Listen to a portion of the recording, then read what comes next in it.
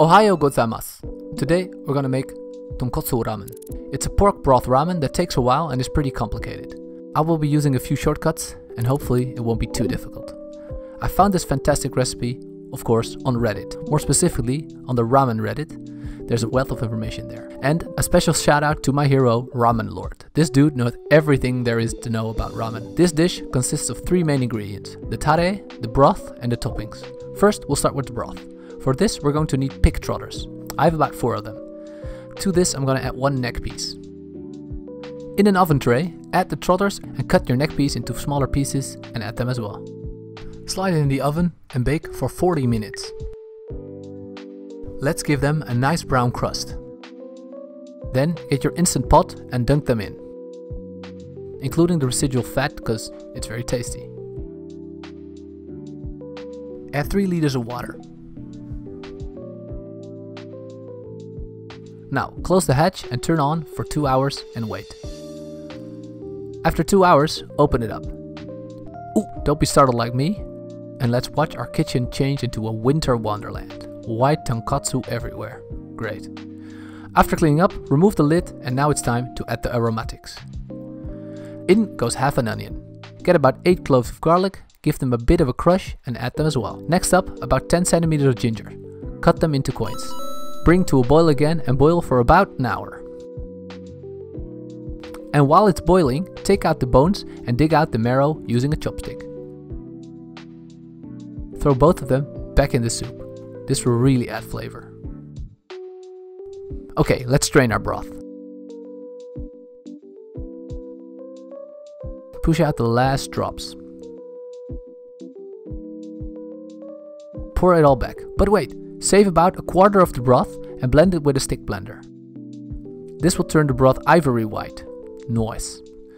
Reincorporate and now let's do the toppings. First up, chashu, pork belly. Remove the skin. You can save this for something nice like chicharron. Now roll up your pork belly and tie them up. No need to use any sophisticated knots or anything. Throw them in the pan. Add 1 cup of water, half a cup of soy sauce, quarter cup of mirin, a bit of sake, and 4 cloves of garlic. Let them mingle in the pan and boil for about an hour. After that, place on a rack. Turn on your oven and let the chashu cool down and dry out. According to Ramen Lord, this is the key, because the surface of the belly dries, which in turn is perfect for browning in the oven. Oven time, about 8 minutes.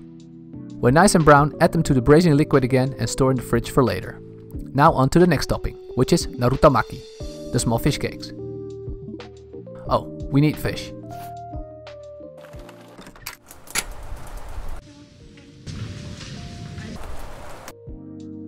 There we go. I got a fish called escolar. And the fishmonger told me this fish was caught deep in the southern Atlantic Ocean.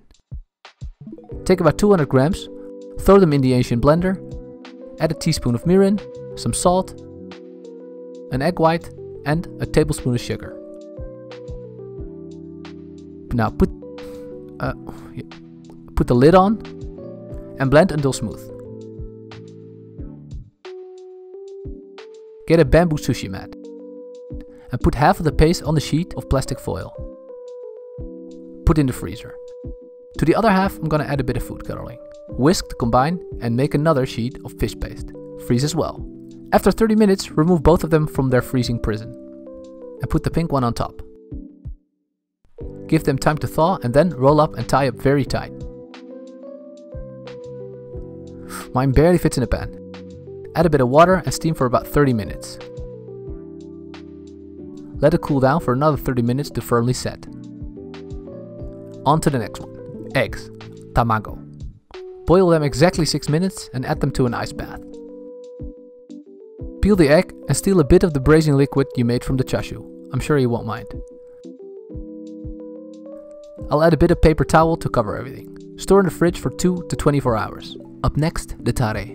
First, kombu with a bit of water, store in the fridge for a few hours. After that, add soy sauce. Add a bit of salt and bring to 60 degrees Celsius or 140 degrees Fahrenheit. Remove the kombu and add katsuobushi and add mirin. Boil and cool afterwards. Almost there. Let's cut up the spring onions and let's plate up. First, start with the tare. Now the magic, the tonkotsu broth. I had some noodles from the freezer that I boiled to be al dente, or barikata in Japanese. I tried to do a proper noodle fold, but that doesn't really work out. Ah well. Up next, the chashu. Remove the rope and cut into thin slices. Ooh yes, jackpot. Add 2 of them to the side. Yep, that looks legit. The egg. Cut it lengthwise in one fast sweep, so the yolk doesn't stick to the knife. They can also join the party nice and snug. Undress your Narutomaki. And remove the plastic as well. Cut into small slices and add them too.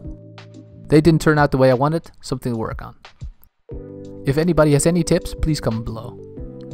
To finish it off, add some spring onions in the middle. Kaboom. Chopsticks. Itadakimasu. The chashu looks good. Oh, I forgot, I'm a vegetarian. I've got a solution though. My girlfriend can be our test subject.